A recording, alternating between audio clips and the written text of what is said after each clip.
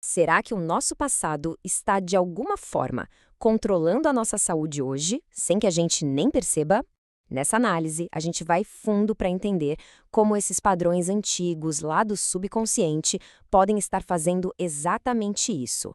E, claro, o mais importante, como a gente pode retomar as rédeas da situação. Vamos começar com uma sensação que talvez seja familiar. Quem nunca se sentiu meio que no piloto automático, reagindo às coisas com base em hábitos e emoções antigas, quase como se a gente fosse um passageiro na nossa própria vida? Pois é, essa sensação é muito mais comum do que se imagina, e a origem dela está em programas que rodam em segundo plano na nossa mente. Então, o que são esses programas? Pensa neles como aprendizados muito antigos que acabam moldando a nossa realidade, mas sem que a gente se dê conta. E como é que eles se formam? Bom, tudo começa bem lá atrás, na infância. Desde pequenos, a gente desenvolve o que se chama de personalidade protetora. É basicamente uma versão de nós que a gente cria para ser aceito, para ganhar aprovação e se sentir seguro.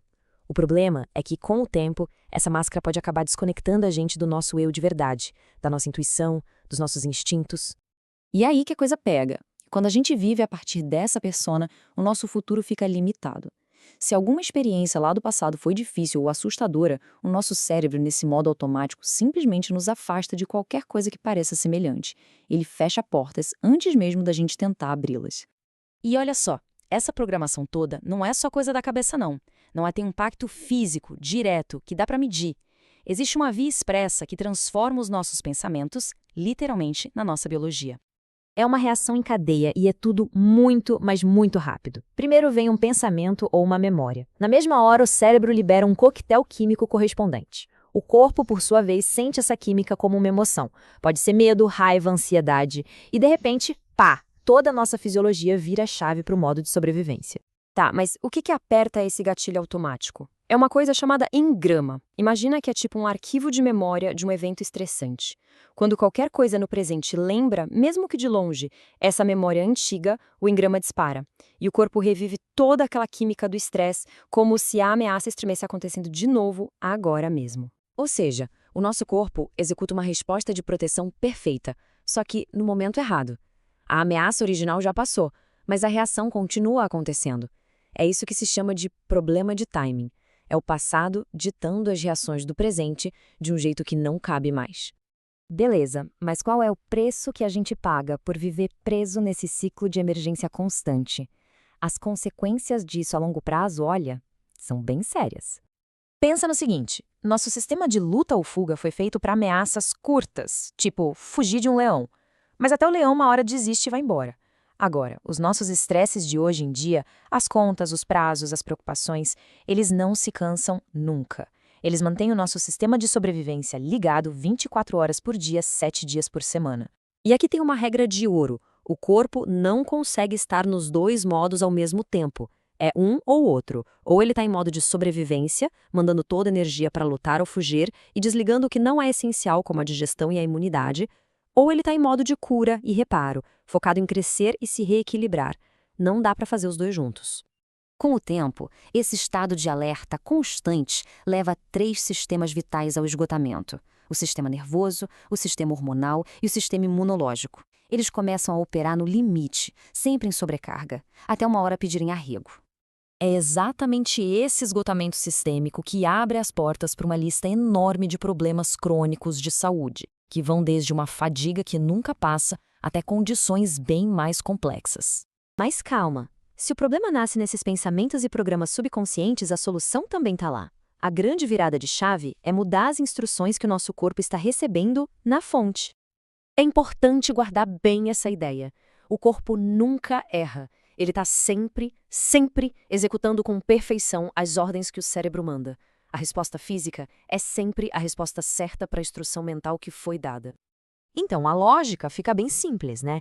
Se o resultado não é o que a gente quer, se é ansiedade, fadiga, doença, a solução não é brigar com o corpo, não é lutar contra o sintoma. A solução é ir na origem e mudar a instrução.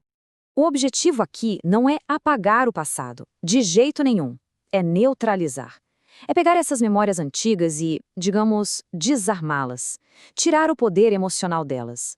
Quando isso acontece, a memória deixa de ser um gatilho de estresse e vira só o que ela deveria ser: sabedoria, uma experiência que ensinou algo. Dá para pensar nessa interferência dos programas antigos como se fosse um rádio mal sintonizado. Sabe, cheio de chiado, que impede a gente de ouvir a música direito? A partir do momento em que a gente limpa essa estática, o sinal fica limpo. A inteligência natural do corpo pode voltar a operar sem interferência, retomando seu trabalho de autocura. E isso tudo nos leva para a parte final dessa jornada. É a grande transformação. Deixar de ser um sobrevivente inconsciente que só reage ao que o passado dita para se tornar um criador consciente que escreve ativamente o próprio futuro. De um lado, a gente tem o modo reativo, que é totalmente governado por aqueles programas antigos. Do outro, a gente tem o modo proativo, onde existe escolha consciente sobre a própria saúde, sobre o futuro que se quer construir. E para quem está começando essa jornada, é sempre bom lembrar. Dominar esse mundo interior é como aprender uma arte marcial. Ninguém começa mestre. Todo mestre um dia já foi um faixa branca, alguém que estava ali disposto a aprender o processo um passo de cada vez. E qual é o primeiro passo prático? É a consciência. Simplesmente observar os pensamentos automáticos, sem julgar. Só esse ato de observar já cria um pequeno espaço entre o gatilho e a reação. E é nesse espacinho que a gente recupera todo o nosso poder de escolha. E para fechar, fica uma reflexão que coloca o poder de volta onde ele sempre esteve. O nosso corpo está o tempo todo ouvindo, sempre esperando pela próxima instrução. A verdadeira questão é, qual instrução a gente vai escolher dar para ele? Caso você tenha dificuldades para lidar bem com todas estas questões trazidas neste vídeo, a técnica de sincronização bioenergética pode te ajudar muito nisso. É uma terapia simples, rápida, não invasiva e sem uso de fármacos, e que funciona 100% das vezes para 100% das pessoas. E se você gostou deste vídeo, deixa aqui o seu like e o seu comentário. Assim, o conteúdo é distribuído para mais gente, porque o algoritmo entende que o conteúdo é relevante e nos ajuda a fazer o canal crescer. E se você ainda não é inscrito, se inscreva aqui no canal e clique no sininho para receber nosso conteúdo diário. Para maiores informações sobre a técnica de sincronização bioenergética, clique no link da bio ou da descrição deste vídeo e descubra o poder desta prodigiosa terapia do futuro, agora no presente, sincronizando o que há de melhor em saúde física e mental, para você, para sua família e até mesmo para sua empresa.